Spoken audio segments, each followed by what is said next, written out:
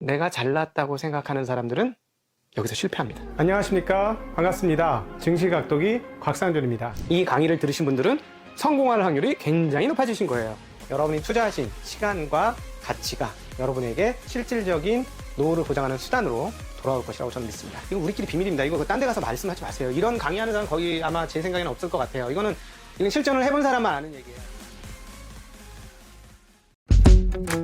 With you, the sun is shining 24/7. Cause when we're together, it feels like we're in heaven. If it will get dark, you'll be my million stars. I know I can lean on you. 안녕하십니까, 권순장의 브릿지 권순장입니다. 정말 중국을 대한민국에서 가장 객관적으로 바라보고 이야기해 주실 수 있는 전병서 소장님과 앞으로 꾸준히 시간을 가지려고 하는데, 이렇게 귀한 자리를 약속해 주신 전병서 소장님을 모시고 이야기 나눠보도록 하겠습니다. 고맙습니다. 고맙습니다. 네. 혹시나 중국에 대해서 공부하실 분들은 제가 CEC 채널도 말씀드렸고, 또 카페도 중국경제금융연구소라는 카페도 말씀드렸는데, 오늘은 저희 전병서 소장님께서 직접 운영하시는 블로그, 그러니까 전병서의 안정적인 성공 투자라고 이렇게 치시면, 그러니까 네이버에 검색하시면 기고문이나 아니면 쓰신 글들을 쭉 보실 수 있으니까, 그걸 보시면 이분이 어느 정도 내공을 가지고 어떤 시선으로 우리에게 어떤 걸 말씀해 주시려고 그러나 분명히 아실 수 있을 것 같습니다. 꼭 한번 들어가셔갖고 확인을 해 주시고요. 오늘은 중국의 양회에 대해서 이제 말씀을 나눠보려고 그러는데요. 큰 두 가지 회의인 정역과 전인대가 있는 이 양회는 지금 이제 시작이 되었는데, 원래 양회에서 우리가 가장 중점적으로 봐야 될 건 어떤 건지 좀 알려주십시오. 양회 같은 경우는 매년 이루어지는 정기 행사예요. 네. 그런데 2021년에 양회가 중요한 이유는 이제 세 가지가 있는데요.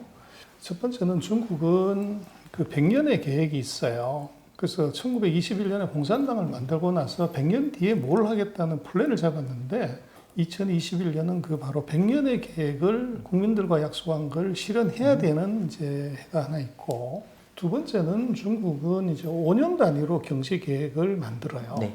근데 지금 2020년을 기준으로 이제 13차 5개년이 끝나고 2021년부터 14차 5개년이 시작이 돼요. 네. 그래서 앞으로 5년의 중국의 그림이 이제 나오게 되고, 더 중요한 것은 이제 중국은 또 다른 100년의 계획이 있는데, 이것은 중국이 건국을 1949년에 해요. 그래서 100년을 더하면 2050년에 네. 뭘 하겠다는 목표가 있어요. 근데 이제 2020년하고 2050년 사이에 30년이 있는데, 이걸 반을 딱 잘라서 2035년까지 뭘 하겠다고 하는 거를 이번에 발표를 해요. 그래서 이것이 그 2021년의 경제도 중요하고 2025년의 경제, 2035년의 경제 세 가지를 중국이 마스터 플랜을 발표한다는 의미에서 이번 양회가 굉장히 중요해요. 그래서 금년도 양회를 보면서 느끼는 느낌은, 첫 번째, 중국이 자신감을 얻었다. 그래서 작년에는 성장률 목표를 내질 못했는데, 이번에는 성장률 목표를 6%라고 제시를 해요. 근데 그 6%는 액의 6% 이럴 수도 있지만, 그것은 중국이 달성을 하겠다고 하는 미니멈의 최저선이에요. 그보다 훨씬 더 위로 간다는 거죠. 확실하게 달성하는 수준을 얘기를 했다는 것에 의미가 있고, 그래서 제가 볼 때는 이번에 굉장히 밋밋하게 이 예측치 정도로 얘기를 했지만, 그것은 모든 예측치는 미니멈이다. 이제 그렇게 이걸 좀 볼 필요가 있을 것 같아요. 그거 이상으로 보는 게 합리적이고, 이거는 최소한 우리가 어떤 일이 있더라도 할 수 있는 거다. 그렇죠. 그렇게. 저도 이게 사전에 이렇게 공부를 하다 보니까, 지방에서부터 이제 양해가 있어서 31개 이제 거기에서 이제 뽑아서 이렇게 올라와서 이제 오늘 내일 그러니까 이제 이번 주에 이제 회의를 하는 거잖아요.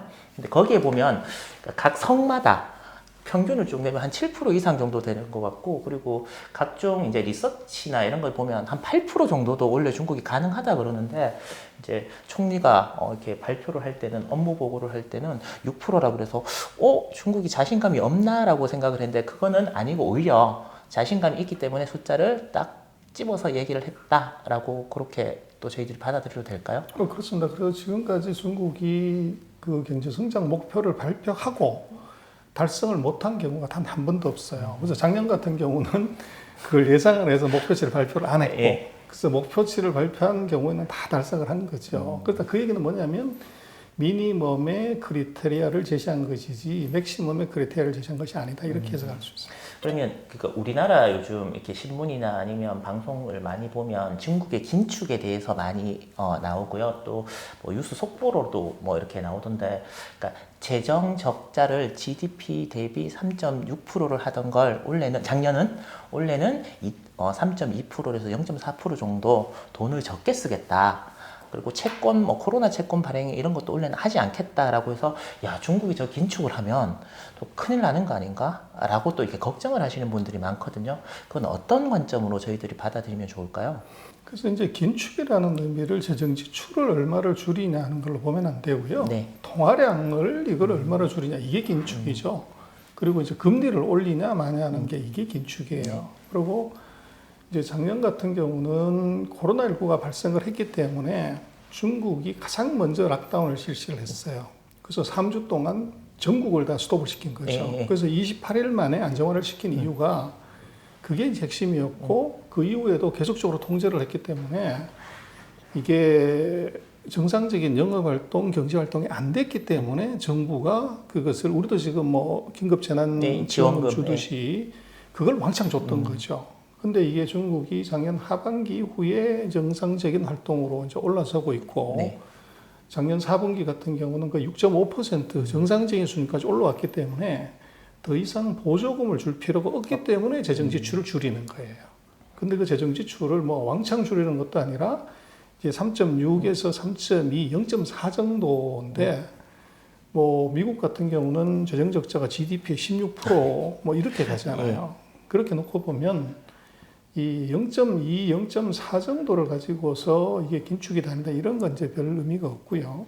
오히려 이제 중국이 지금 이번에 보면 GDP 목표하고 그 CPI 목표를 얘기를 해요. 6%, 3%. 예.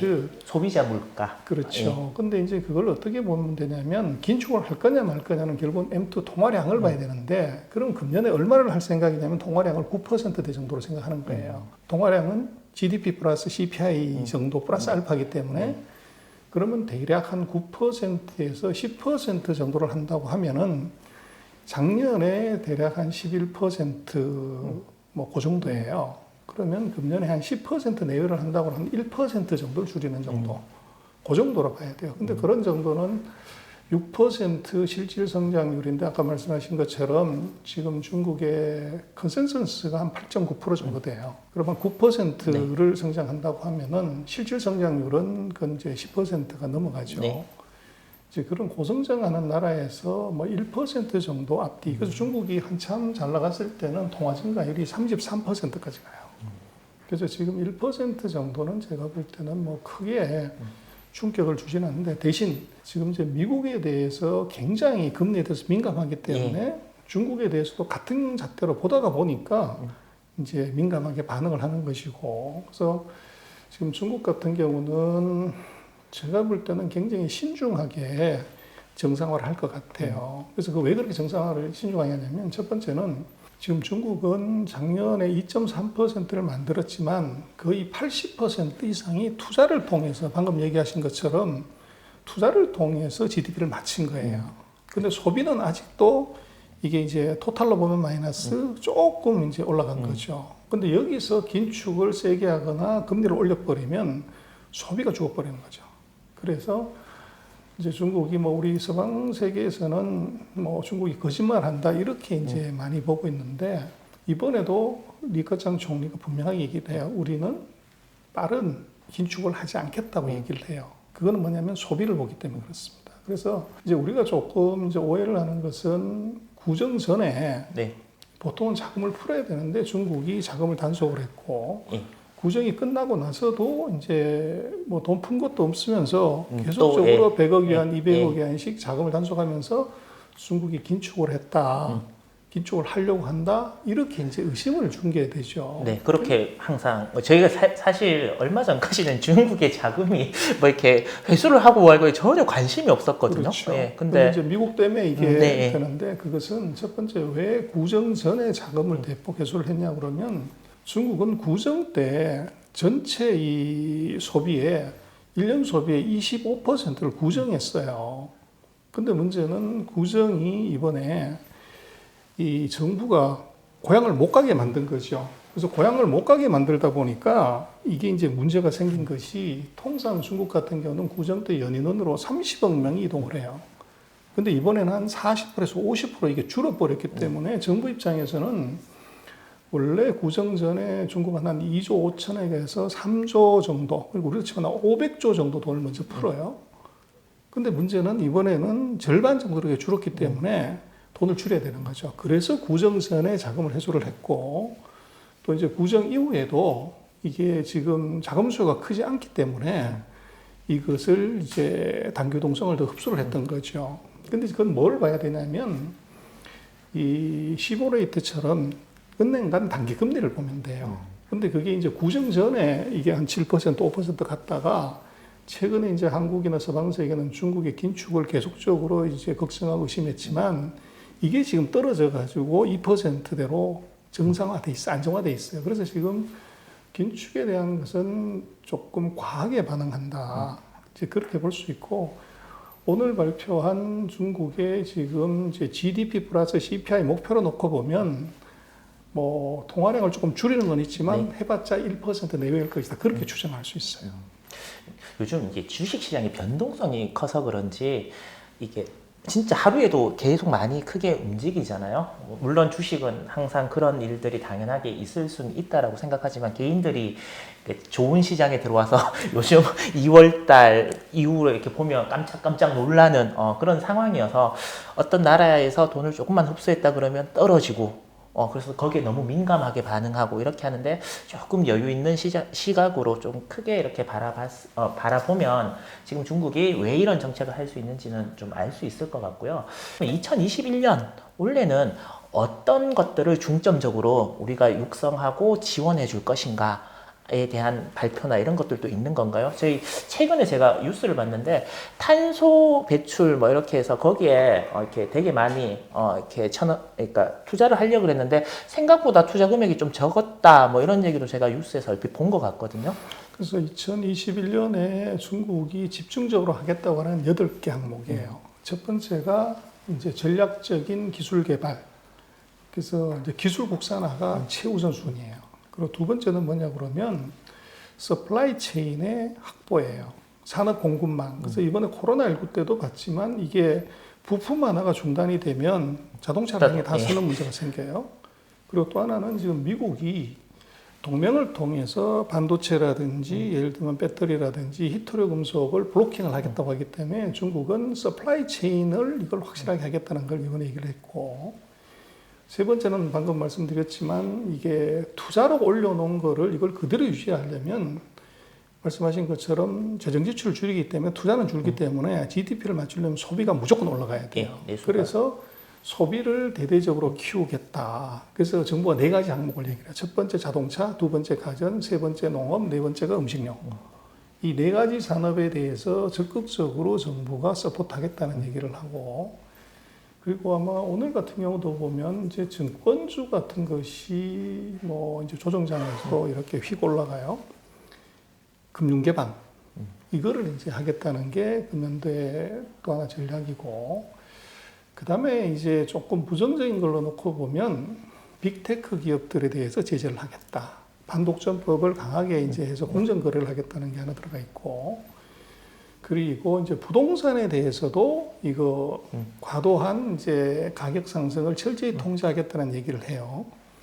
그리고 마지막으로 이제 가는 것이 뭐냐 그러면 바로 말씀하신 탄소 중립이에요. 그래서 뭐 이론상으로는 2060년까지 해서 이제 탄소 제로를 가겠다는 얘기고, 그래서 금년도 같은 경우에는 구체적인 액션 플랜이 나온 건 아니에요. 오늘 이제 그 가이드라인을 얘기한 거기 때문에 앞으로 아마 시간이 가면 갈수록 아마도 제가 볼 때는 발표하는 것보다는 훨씬 더 실제로는 더 많은 것을 할 거예요.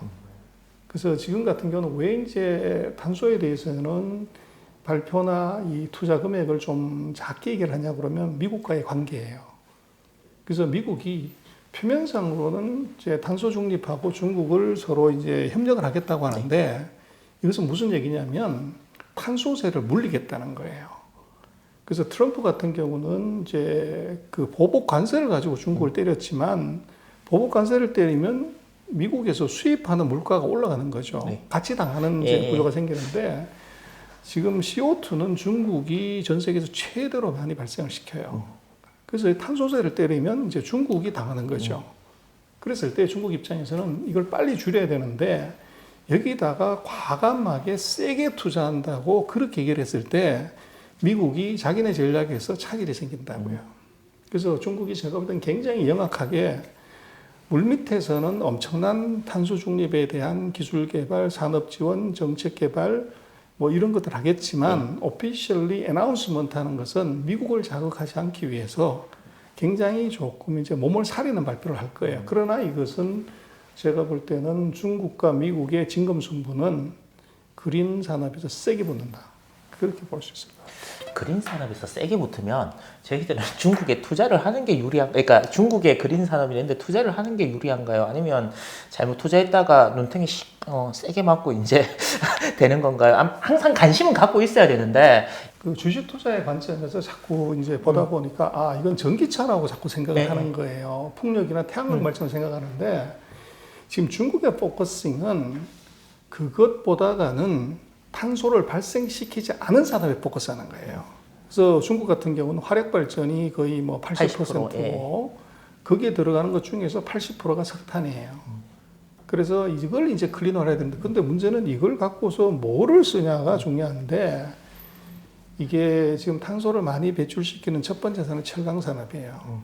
화학, 기계 뭐 이런 순서이기 때문에 지금 중국의 전략은 탄소를 많이 발생시키는 전통 제조업을 이걸 리스트럭처링 한다는 거예요. 그래서 이걸 대폭적으로 줄이게 되면 탄소량이 바로 줄죠. 그래서 지금 아마 최근 얼마 기간 동안 보면 미국의 테크주가 중국의 테크주가 뭐 30% 50% 폭락하는데 중국의 전통산업 철강주 뭐 이런 것들은 주가가 폭등을 하죠. 그래서 그게 왜 그런 거냐를 이제 놓고 보면 바로 중국의 정책이 있습니다. 탄소 중립 정책. 그래서 탄소를 CO2를 많이 배출하는 산업들을 구조조정을 해버리면 거기에 경쟁력이 있는 놈은 살고 없는 놈은 도태시키는 거죠. 그렇게 되면 예를 들어서 철강 생산량이 4억 톤인데 탄소 배출을 못 마치는 1억 톤을 이걸 날려버리면 그러면 나머지 3억 톤을 가진 놈이 클린한 철강을 4억 톤을 만드는 거예요. 그렇게 되면 이제 대형 기업, 철강 회사들이 살아남은 놈이 산자의 축제를 누리는 거예요. 그게 지금 중국이 어떻게 보면 하고 있는 지금까지 전기차나 풍력이나 태양광은 당연히 하는 것이고 그게 지금 새로운 이번 정책에서 봐야 되는 것은 바로 전통산업에서 탄소 줄이기 전략이에요. 탄소를 줄였을 때 살아남을 만한 회사들. 그렇죠. 그 회사들 그래서 그게 투자 포인트예요. 여러분들 이거 중요한 얘기입니다. 꼭 이렇게 명심하시고 또 공부해 보시면 아무튼 이렇게 남들이 못 보는 그런 것들을 알 수 있을 것 같고요. 2021년에 과연 중국이 이런 여러 가지 이제 발표나 이런 것들을 하고 나면 우리나라 사람들이 이제 의심스러운 게 중국 저렇게 한다는데 과연 할 수 있을까? 미국하고 이렇게 미중 전쟁 중에 저걸 과연 할 수 있을까라는 그냥 의문이 분명히 들 수밖에 없거든요. 소장님이 이제 보시기에는 미중 전쟁 이게 앞으로도 계속될 건데 과연 어떤 식으로 전쟁이 되고 저희들 투자의 관점에서는 어떻게 방향을 설정을 해야 될지 좀 알려주시죠. 그래서 이제 그 행간의 의미를 잘 봐야 되는데요. 이번 이제 전인대에 관련되는 많은 이제 정부 업무 보고를 자세히 보면요. 없는 게 있어요. 그래서 중국이 세계 1대 무역대국이에요. 네. 근데 여기 목표가 빠져 있는 게 뭐냐면 수출을 얼마 하겠다, 수입을 얼마 하겠다고 하는 것이 전혀 없어요. 그리고 두 번째로는 환율에 대한 타겟팅도 당연히 있어야 돼요. 근데 환율에 대한 언급이 전혀 없어요. 그리고 누가 봐도 미국과 중국의 전쟁이 이렇게 벌어지게 되면 당연히 미국에 대해서 우리가 외교를 어떻게 하겠다는 얘기가 나와야 돼요. 근데 그 세 가지가 이번 이 정부 발표에는 전혀 언급이 없어요. 그래서 이 얘기는 무슨 얘기냐면 중국이 엄청나게 조심한다는 거예요. 그래서 그 얘기는 뭐냐면 싸우고 싶지 않다는 거죠. 그래서 싸우고 싶지 않다는 것은 붙었다 그러면 깨질 것이기 때문에 그래서 이 미국을 절대 자극하지 않는 쪽으로 이것의 방향을 확실하게 틀고 있다는 걸 볼 수 있고 근데 문제는 그렇다고 해서 중국이 진짜 아무것도 안 하고 있냐? 천만의 말씀이라는 거예요. 철저하게 준비하고 뒤에서는 엄청난 준비를 하지만 이거를 밖으로는 절대 발표하지 않는다는 거예요. 그래서 제가 볼 때는 중국을 지금 읽는 것이 점점 어려운 것이 저는 이번에 정부 업무 보고를 보면서 앞으로 중국을 분석하고 예측하는 사람들이 굉장히 어려워지겠다. 모든 수치를 뒤로 감추고 들이뭉실하게 내놨기 때문에 정말로 행간의 의미를 깊이 읽지 않으면 아무 의미가 없는 이게 자료처럼 보여진다는 거죠. 그러나 중국 절대 그렇지 않습니다. 그래서 그 행간의 의미 해석이 굉장히 중요하고 아까 이제 이 녹화 들어오기 전에 그런 얘기 하셨지만 지금 미중이 싸우게 되면 최고의 관심은 주먹질하는 거죠. 그럼 이제 국방비 문제가 중요해요. 그래서 국방비를 얼마나 늘리냐가 이것이 굉장히 중요한데 중국은 국방비를 정부 예산표에서 별로 늘리지 않는 거로 나오고 GDP가 6%라면 6% 알파 정도로만 갈 거예요. 그러면 뭐 정상적인 경우에 그렇지만 그렇게 해서는 중국은 죽었다 깨도 미국을 추월하지 못하죠. 근데 이제 이걸 잘 봐야 되는 것은 중국은 이 국방비라는 항목 말고 또 하나 중요한 예산 항목에 보면 사회 안전 비용이라는 게 있어요. 이게 뭐냐고 그러면 우리 같으면 이제 경찰이라든지 이제 중국 같으면 공안, 무장 경찰들에 쓰는 예산이에요. 근데 시위를 막거나 뭐 이런 것을 막는 예산인데 문제는 국방비보다 사회 안전 예산이 더 커요.